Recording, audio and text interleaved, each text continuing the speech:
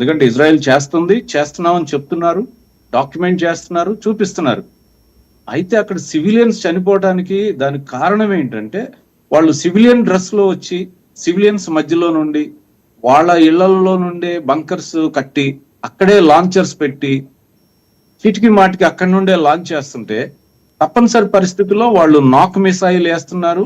నాక్ మిసైల్ వేసిన తర్వాత అక్కడ ఫైర్ చేస్తున్నారు. తర్వాత ఇంకొక మాట కూడా మీకు అలాగే ప్రేక్షకులు చెప్పాల్సింది ఏంటంటే అమెరికాలో డెమోక్రాట్స్ అలాగే రిపబ్లికన్స్ ఉన్నారు. డెమోక్రాట్స్ లో ఉన్నటువంటి ఈ లిబరల్ డీప్ స్టేట్ అని ఒకటి ఉంది. ఆ డీప్ స్టేట్ సంబంధించినటువంటి వాళ్ళందరూ అలాగే బీబీసీ కూడా ఎన్నోసార్లు ఇజ్రాయెల్ విషయంలో కొన్ని సంఖ్యలు తప్పుడు వార్తలు ప్రచురించి సారీలు చెప్పిన సందర్భాలు ఈ గడిచినటువంటి సంవత్సర కాలంలో చాలా ఉన్నాయి. అంటే మీడియా మిస్ రిపోర్టింగ్ కూడా ఉంది. కొన్ని ఛానల్స్, నేను అందరినీ అంటలేదు, చాలా మంది చక్కగా న్యూట్రల్ గా చెప్పేటువంటి వాళ్ళు ఉన్నారు. అలా ఉన్నారు కాబట్టి ఇప్పటికీ ట్రూత్ ఉంది ఇంకా.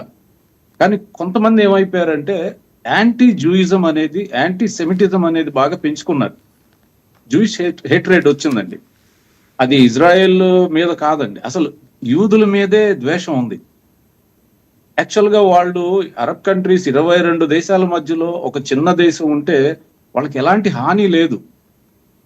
మీరు అన్నట్టుగా వాళ్ళు శాస్త్రీయంగా కానీ లేదా సామాజిక పరంగా కానీ అన్నిట్లో కాంట్రిబ్యూషన్ హైయెస్ట్ లెవెల్లో ప్రపంచానికి ఇచ్చారు. 200 నోబెల్ బహుమానాలు వచ్చినాయంటే ఒక టైనీ ల్యాండ్ కి వాళ్ళు ఎంత జీనియస్ అనేది మనం అర్థం చేసుకోవచ్చు. నేను 97 నుండి ఇజ్రాయెల్ వెళ్తూ ఉన్నాను, చాలా మందిని లీడ్ చేసిన, అలాగే ప్రశాంత్ గారు కూడా చాలా గ్రూప్స్ ఆర్గనైజ్ చేశారు. మేము చూసినంత మటుకు జూయిష్ పీపుల్ చాలా ఫ్రెండ్లీగా ఉంటారు. వాళ్ళు ఏంటంటే ఒక్క సెక్యూరిటీ గురించి అంత టైట్ గా ఎన్నుకుంటారు అని అనుకుంటామంటే వాళ్ళు ఎదుర్కొన్న కష్టాలు అలాంటివి. రైట్, అంటే I do agree with you sir. అంటే ఈరోజు ఉంటేనే, ఈరోజు మనగలిగితేనే రేపు ఇజ్రాయెల్ సూర్యుని చూస్తుంది. అటువంటి కండిషన్స్లో వాళ్ళు సర్వైవ్ అవుతున్నారంటే పోరాటం వాళ్ళకి నిత్యకృత్యం అయిపోయింది. చుట్టుముట్టి 20-30 దేశాలు దాడి చేసి అంతర్గతంగా సంక్షోభాన్ని సృష్టిస్తూ ఉంటే I have a question for Prashant గారండి.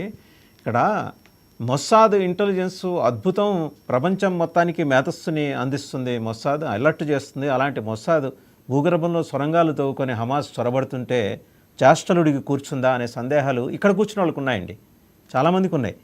ఎందుకు, as to what prompted Mossad or government of Israel not to initiate action against Hamas? మీరు చూసినట్టయితే అండి, ఇక్కడ మొస్సాద్ ఎప్పుడు కూడా ఫెయిల్ అవ్వలేదండి. ఇక్కడ వచ్చిన ప్రాబ్లం ఏంటంటే హమాస్ కానీ హిజ్బుల్లా కానీ ఎనీ అదర్ టెర్రరిస్ట్ అంటే కమాండోస్ వాళ్ళుగా కమాండోస్ అని చెప్పుకునే రకంగా వాళ్ళు ఏం చేస్తున్నారంటే సివిలియన్ ముసుగులో ఈ పనులు చేస్తున్నారు. మీకు నేను స్టాటిస్టిక్స్ చెప్తాను. మీరు ఇజ్రాయెల్ దేశం గనక గాజా వాళ్ళ మీద ద్వేషం పెంచుకొని గాజాలో గనక ఇలాంటి డెమాలిష్ చేయాలంటే ఇన్ని సంవత్సరాలు ఆగవసరం లేదు. ఒకటి నెంబర్ 1. ఎందుకు అంటే ఇజ్రాయెల్ దేశం గాజా నుంచి డైలీ అక్కడ ఉన్నటువంటి లేబర్ ని పర్మిషన్ ఇచ్చి ఇజ్రాయెల్ దేశంలో పని చేయడానికి పని కల్పించారు. ఫస్ట్ 160,000 మంది Gazans everyday work in the Israel. అంటే మార్నింగ్ రావటం, వాళ్ళకి వర్క్ పర్మిట్ ఇచ్చారు, వాళ్ళకు ఒక లేబర్ అంటే డైలీ వర్క్ కల్పించారు. మీరు October 7 చూసినట్టయితే October 7 జరిగినటువంటి విధానంలో చాలా మంది పని వాళ్ళు అంటే గాజా నుంచి వచ్చి పనిచేసి పేరు పెట్టి hey David how are you, hey Jonathan how are you అని పిలవగలిగి వాళ్ళ ఇంట్లో చెప్పిన వాళ్ళు టెర్రరిస్ట్ గా ముసుగుల్లో నుంచి బయటికి, అంటే నక్క ఎలా అయితే గనక దాన్ని ముసుగును ఇదే చేస్తుందో తెలిసినట్టుగా ఒక్క ఫైన్ డే వాళ్ళందరూ కూడా ఎంతో మంచిగా నటించి వాళ్ళని పేరు పెట్టి పిలిచి బయటికి కాల్చారండి. ఇలాంటి జరిగినప్పుడు ఇజ్రాయెల్ ఎప్పుడైతే స్ట్రైక్ చేస్తుందో వాళ్ళు ప్రపంచ మీడియా ఏమంటుంది, వాళ్ళు సివిలియన్స్ మీద చేసేస్తున్నారు, ఇజ్రాయెల్ జెనోసైడ్ చేసేస్తుంది ఇజ్రాయెల్. అసలు జెనోసైడ్ అంటే ఏంటండి, ప్రపంచంలో ఒక జాతిని లేకుండా చేస్తాం అనేది జెనోసైడ్. ఒక జాతిని మీరు ఉండకూడదు, మీరు భూమి మీద లేకుండా మిమ్మల్ని పటం నుంచి తీసేస్తాం అన్నదే హ్యూమన్ వైలేషన్. చాలా మంది ఇది అర్థం చేసుకోకుండా ఇజ్రాయెల్ మీరు నేను చెప్తారండి, ఎన్నో సంవత్సరాల నుంచి డేవిడ్ గారికి మాకు అనుభవం ఉంది.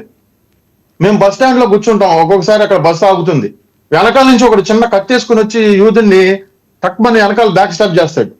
అంటే దినదిన గండం 100 ఏళ్ల ఆయుష్. ఎవ్రీ డే ఇది జరుగుతానే ఉంది. ఈ హేట్రేట్ ఏంటి? మొసాద్ ఇవన్నీ కనుక్కొని అక్కడికి వెళ్ళి పెనట్రేట్ చేసి ఒక సర్జికల్ స్ట్రైక్ చేస్తే, ఇదిగో ఇంకా గాజాలో ఈ వరల్డ్ మీడియా కొంతమంది మన దగ్గర కూడా చాలా మంది ఉన్న అపోహ ఏంటంటే, వీళ్ళు చిన్నపిల్లల్ని చంపేశారు, పెద్దోళ్ళని చంపేశారు, ఎడ్యుకేషన్ ఇన్స్టిట్యూషన్ కూల్చేశారు, హాస్పిటల్ కూల్చేశారు అంటున్నారు.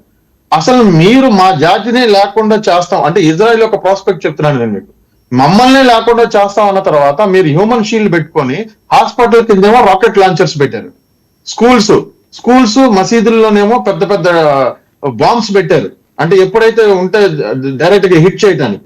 మరి ఇలా పెట్టి మీరు అక్కడి నుంచి, అంటే మనం సింపుల్ గా ఒకటే చిన్న లాజిక్ అండి, మన ఇంటి పక్కన ఎవడైనా సొరంగం తవ్వి మన ఇంటికి గేట్ తెలిసి ఒక హోల్ చేసి రోజు వచ్చి ఒకటి కొడుతున్నాడు అనుకోండి, మనం ఇదే మాట, మనం జాగ్రత్తగా ఉండాలి, మీరు ఎవరినైతే మిమ్మల్ని శిక్షించారో లేకపోతే మిమ్మల్ని ఎవరైతే ఇబ్బంది పెట్టారో వాళ్ళు ఒక్కడనే కాల్చండి, వాళ్ళని ఒక్కడనే చేయండి అని ఎక్కడైనా అంటారండి? ప్రపంచంలో ఎక్కడైనా ఉంటుందా? మన ఇంటి పక్కనే, అంటే మన కింద దాకా సొరంగంలో అండర్ వరల్డ్ సృష్టించారండి. 2023 నుంచి ఇప్పటి వరకు బయటపడ్డ స్వరంగాలు ఎన్ని ఉన్నాయంటే, మీరు ప్రతిదీ డాక్యుమెంటేషన్ చేసింది ఇజ్రాయెల్. ప్రతి ఒక్క స్వరంగాన్ని బయట ప్రజలకు చూపించింది. మీరు ఎట్లా వెళ్తున్నారు, అక్కడ కింద 5 స్టార్ ఫెసిలిటీస్ పెట్టుకున్నారు, టీవీ, ఏసీ, మొత్తం అన్ని రకాలైనటువంటి ఫెసిలిటీస్ పెట్టుకొని వాళ్ళు ఎన్ని బిలియన్ డాలర్స్. ఇంత ఫండింగ్ హమాస్ కి ఎలా అందింది? ఎక్కడి నుంచి అందింది? మొత్తం ఇరాన్ అండి, మొత్తం ఇరాన్ బ్యాక్డ్ 25 మిలియన్ డాలర్స్ ఇచ్చింది ఓన్లీ ఒక ఈవెంట్ కి. మీరు చూసినట్టయితే ప్రతి ఒక్క ఈవెంట్ లోనూ ఇరాన్ జరిపిన విధ్వంసానికి $25,000, $25,000 మిలియన్ డాలర్స్. సో మీరు ఒకటే ఆలోచించాలి, మనం మీడియా కూడా ఏం చూపించాలంటే, తప్పును తప్పు, ఒప్పును ఒప్పుగా అని చెప్పాలండి. నన్ను కొడుతున్నాడు, నన్ను ఈ విధంగా బాధిస్తున్నాడు, నన్ను చంపడానికి వస్తున్నాడు అన్నప్పుడు we have all the rights to defend ourselves. Israel is doing the same thing. మీరు నన్ను ప్రతిరోజు వైపప్ చేస్తాను, ప్రతిరోజు చంపుతానని మీరు నాట్ ఓన్లీ టెల్లింగ్, మీరు యాక్షన్ లో చూపిస్తున్నారు, వాళ్ళు యాక్షన్ లో చూపిస్తున్నారు. ప్రతిసారి ఎన్నిసార్లు అని బాధపడతారండి వాళ్ళు. ఇంకా ఇజ్రాయెల్ ప్రజలకు ఎలా వచ్చేసిందంటే, పిచ్చి పీక్ వెళ్ళిపోయినట్టుగా, ఇక ఈ టెర్రరిజాన్ని తట్టుకోలేని అంత పీక్ లెవెల్లోకి వెళ్ళిపోయారు మొత్తం. ఇంకా ఒక్కసారిగా చూసుకుందాం అన్నట్టుగా.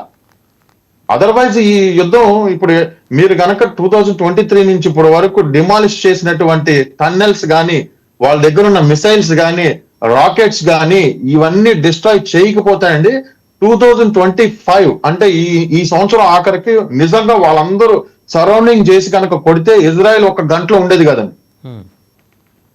అంత కింద అండర్ వరల్డ్ సృష్టించేశారు మొత్తం ఇన్ని వేల మిలియన్ల డాలర్తో. సో ప్రతి ఒక్కటి డాక్యుమెంటేషన్ చేసింది ఇంటర్నేషనల్ ముందు. మీరేమన్నారు, వాళ్ళేమన్నారు కదండి. ఇక్కడ ప్రాక్టికల్ గా ఉండే ఒక వ్యక్తుల గురించి వాళ్ళు పడే బాధ వాళ్ళకి తెలుస్తుంది. ఎవరికి దెబ్బ తగిలితే వారికి నొప్పి తెలుస్తుంది. ఊరికినే అక్కడ మన మీడియా కూడా ఏదో ఒక ఛాంబర్ లో కూర్చొని ఆ ఇజ్రాయెల్ కి సారీ చెప్పాలి, ఆ ఇజ్రాయెల్ వాళ్ళందరికి సారీ చెప్పాలి. ఈ సారీలు ఎందుకు చెప్తారండి? నన్ను చంపుతుంటే నేను డిఫెండ్ చేసుకుంటే నేను వెళ్ళి వేరే వాడికి సారీ చెప్పాలా? ఎలా చెప్పిస్తుంది? ఏ దేశమైనా ఎలా చెప్పిస్తుంది సారీలు? ఎందుకు చెప్పించాలి అసలు సారీ చెప్పండి? ఏ విధంగా అంటే ఏ రైట్స్ ఉందని? వీడేమో సివిలియన్ ముసుగులో